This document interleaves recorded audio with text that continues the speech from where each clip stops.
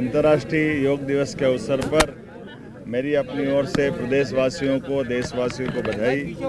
यशस्वी प्रधानमंत्री के नेतृत्व में पूरा देश, पूरा मध्य प्रदेश और पूरी दुनिया, आसमान से लेकर पाताल तक जो जहां है, देशवासी, पृथ्वीवासी, संयुक्त राष्ट्र संघ के इस अंतर्राष्ट्रीय योग दिवस के अवसर पर मेरी अपनी ओर से सबको बधाई, शुभकामना।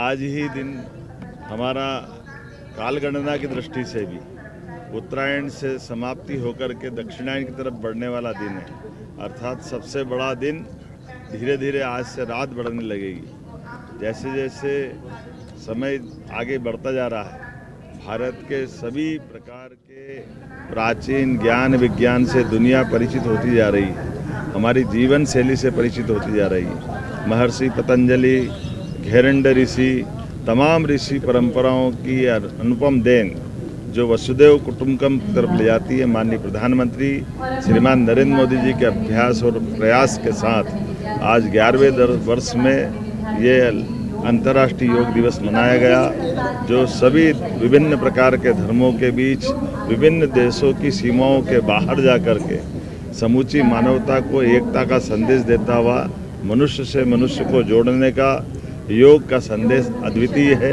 मेरी अपनी ओर से प्रदेशवासियों को बधाई।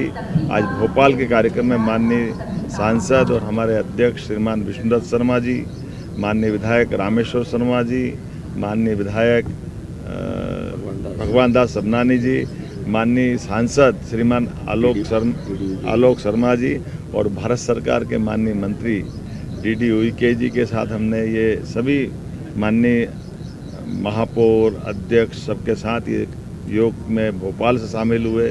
अलग अलग स्थान पर माननीय सभी मंत्रीगण, सांसदगण, विधायकगण, महापौर, अध्यक्ष, पार्षद, सरपंच, पंच, लगभग 20,000 से ज़्यादा स्थानों पर पूरे प्रदेश में आज योग के माध्यम से योग अपनाएं, निरोग रहें। इस भाव के आधार पर ये योग की, प्राणायाम की सभी विधाओं से जुड़ कर के हमारी संकल्प शक्ति के साथ शरीर को सदैव निरोग रखना है तो योग अपनाना चाहिए। इसी भाव के आधार पर मेरी अपनी ओर से सबको बधाई। प्रधानमंत्री जी ने मैसेज दिया कि आज पूरी दुनिया कहीं ना कहीं किसी तनाव से गुजर रही है। हाँ, एक पृथ्वी एक स्वास्थ्य, इस भाव के आधार पर जो हमारी प्राचीन काल की वसुदेव कुटुंबकम की परिभाषा है, सच में हमारे लिए योग से शांति आती है, शांति से संतोष आता है, संतोष से अहिंसा आती है और अहिंसा से जीवन की आनंद की प्राप्ति होती है। इसीलिए आज उथल पुथल भरे दुनिया के इस परिदृश्य में भारतीय सनातन संस्कृति की तरफ पुनः लोगों का ध्यान आकर्षण होता है।